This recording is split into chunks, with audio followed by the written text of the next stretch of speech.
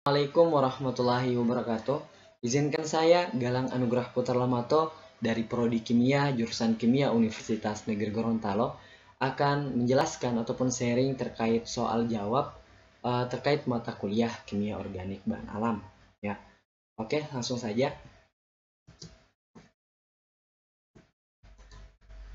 Soal pertama yaitu di mana jelaskan keterkaitan di antara biosintesis, metode isolasi, dan penentuan struktur senyawa bahan alam. Dan kemudian berikan contohnya.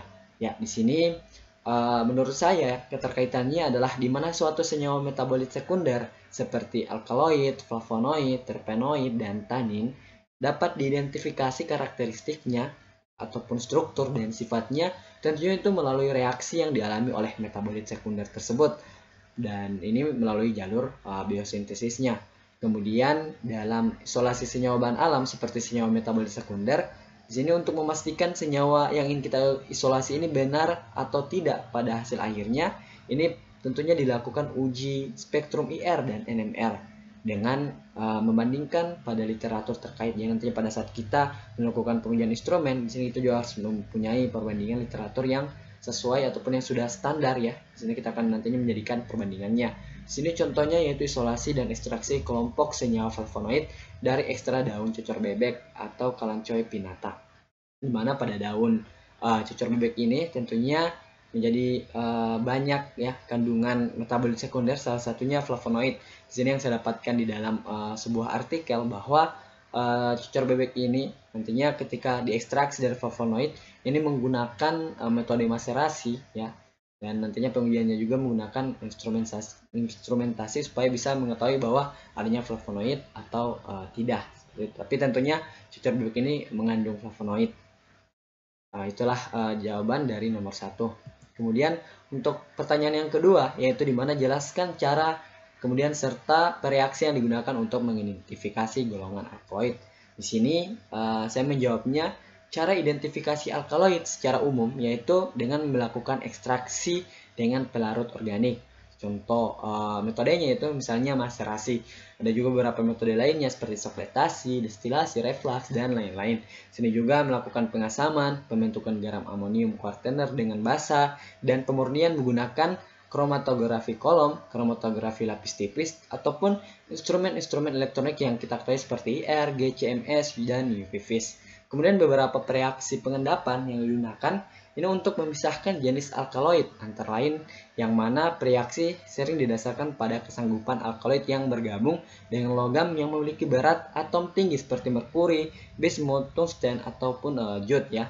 Di sini salah satu contohnya yaitu reaksi Mayer ya, yang mengandung suatu logam. Kemudian juga ada juga reaksi dengan Droff yang mengandung bismut, di mana ketika reaksi dengan Droff ini direaksikan ataupun direaksikan dengan alkaloid nantinya akan membentuk merah jingga. Di sini bisa menentukan bahwa adanya alkaloid di dalam suatu material yang dianalisis ataupun diidentifikasi seperti itu. Mungkin itu jawaban untuk nomor 2. Kemudian untuk selanjutnya yaitu pertanyaan yang ketiga yaitu jelaskan dasar ilmiah penggunaan pelarut dan teknik-teknik isolasi dan purifikasi senyawa alkaloid.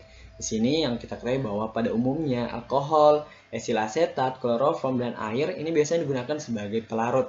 Kemudian alkohol digunakan dalam tahap pre-treatment untuk menghilangkan kandungan klorofil dan impurities. Dimana perlu diperhatikan ya, pelarut harus memiliki sifat tertentu seperti toksisitas yang rendah dan mudah penggunaannya dan penyimpanannya, dan inert dalam mengisolasi senyawa alkaloid. Kemudian dalam teknik isolasi senyawa alkaloid, di mana berdasarkan sifat kebasahannya, pada umumnya alkaloid dipisahkan dari tumbuhan dengan menambahkan pelarut alkohol yang diasamkan dengan suatu asam lemah, contohnya HCl1M atau asam asetat dalam kadar 10%.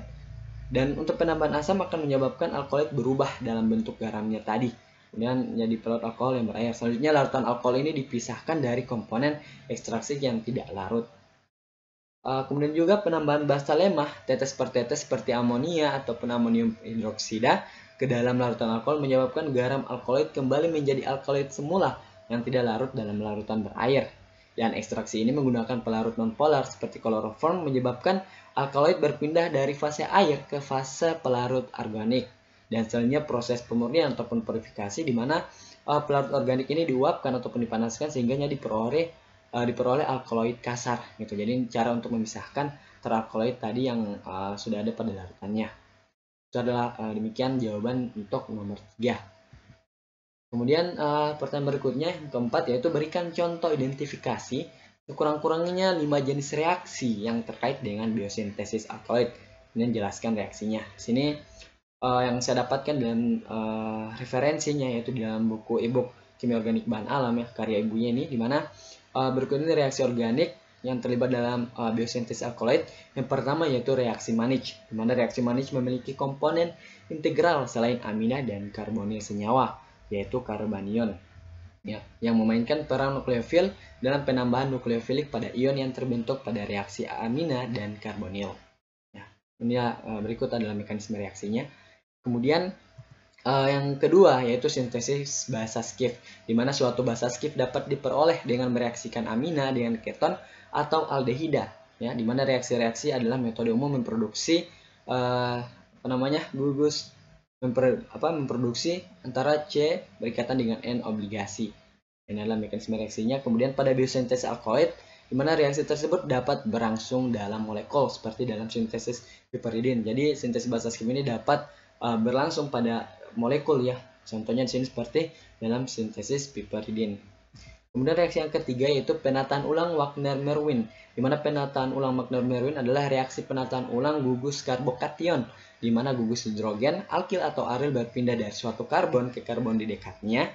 Mereka dapat digambarkan sebagai penataan ulang kationik 1,2 sigma tropik dan dilanjutkan dengan suprafasi dan dengan retensi stereokimia.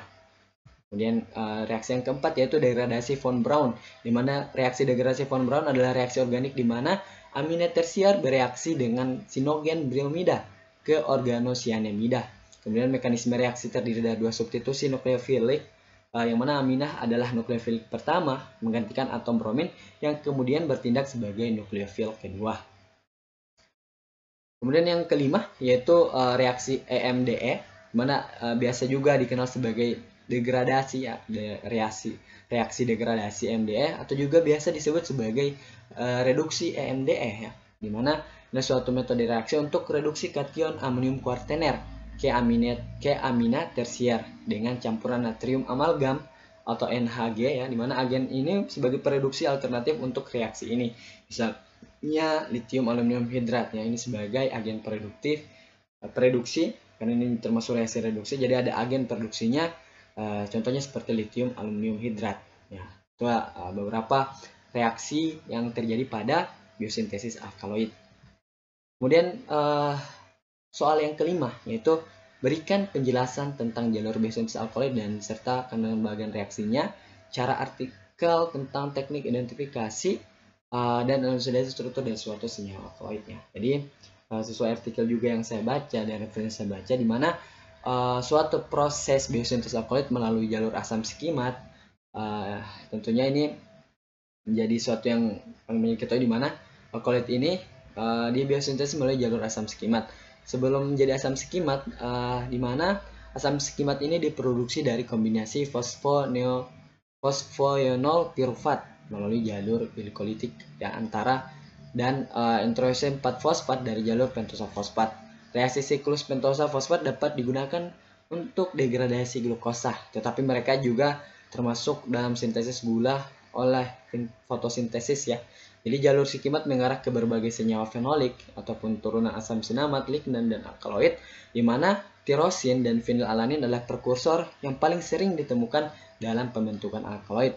Dan anggota kelompok ini menggunakan feniletilamin dan beberapa contoh di mana alkaloid ini, contoh alkaloid yang dihasilkan dari fenilalanin, prekursor fenilalanin dan tirosin yaitu dopamin, efedrin dan kodein dan morfin ya, dan beberapa senyawa alkaloid lainnya ya.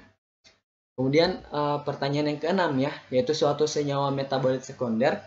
Pilihlah salah satu senyawa organik bahan alam yang paling Anda pahami struktur dan sifat-sifat kimianya. Kemudian bagaimana cara bagaimana caranya Anda mengkarakterisasi senyawa tersebut dan temukan hubungan keunikan struktur senyawa organik tersebut dengan pemanfaatannya bagi makhluk hidup.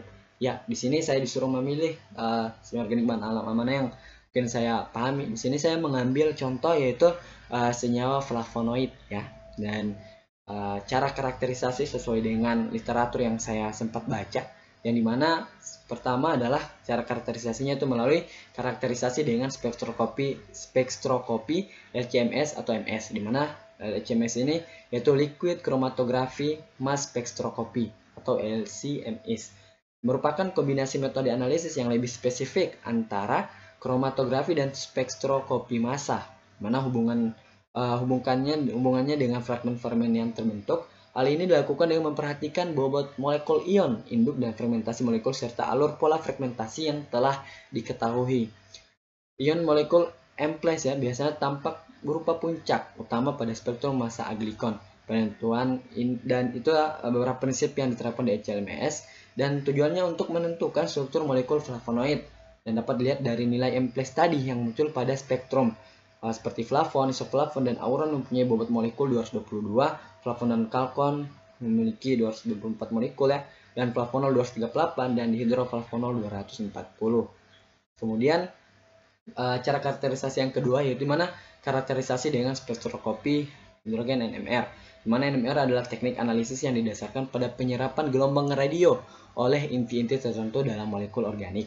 Apabila molekul tersebut berada dalam medan magnet yang kuat, radiasi sampel oleh sinar gelombang radio menyebabkan inti-inti atom pada sampel mengalami transisi ataupun resonansi ya, perpindahan magnetik antara berbagai tingkat keadaan. Kemudian tujuan penggunaan spektroskopi HNMR dalam karakterisasi flavonoid mempunyai beberapa fungsi, yaitu yang pertama penentuan pola oksigenasi, kemudian penentuan jumlah gugus metoksil dan kedudukannya, pembedaan isoflavon, flavonon ya, dan dihidroflavonol karena flavonoid juga memiliki beberapa turunannya seperti isoflavon, flavonon ya, dihidroflavonol ya, beberapa jenis-jenis dari flavonol juga dapat ditentukan oleh spektroskopi HNMR ini. Kemudian penentuan jumlah gula ya yang ada pada apakah ikatannya alfa ataupun beta, kemudian penelitian rantai samping hidrokarbon CH3 yang terikat pada C dan prenyl yang terikat pada C atau atom oksigen. Kemudian karena tadi keunikan struktur juga yang berhubungan dengan pemanfaatannya bagi makhluk hidup, di mana flavonoid sendiri ya mempunyai struktur yang unik, di mana flavonoid termasuk dalam golongan senyawa fenolik yang mengandung gugus fenol ya, ataupun dalam strukturnya mempunyai fenol, di mana struktur yang kita ketahui bahwa secara umum struktur dari flavonoid ini yaitu C6, C3, dan C6. Karena adanya struktur ini, keunikan struktur ini sehingganya pemanfaatannya bagi makhluk hidup, di mana flavonoid berperan sebagai antioksidan, di mana prinsipnya itu di mana struktur ini nantinya kenapa dia berfungsi sebagai antioksidan ini dengan cara mendonasikan atom hidrogennya atau melalui kemampuan mengkelat logam ya, di mana berada dalam bentuk glikosida dan mengandung rantai samping glukosa dalam bentuk bebas yang disebut aglikon. Jadi dengan struktur yang unik ini flavonoid dapat berfungsi sebagai antioksidan. Ya, itu demikian jawaban untuk pertanyaan nomor 6 ya. Ya, mungkin terima kasih. Itulah beberapa jawaban saya terkait pertanyaan-pertanyaan terkait dengan kimia organik bahan alam. Mungkin terima kasih. Terima kasih atas perhatiannya. Wabillahi taufiq wal hidayah. Wassalamualaikum.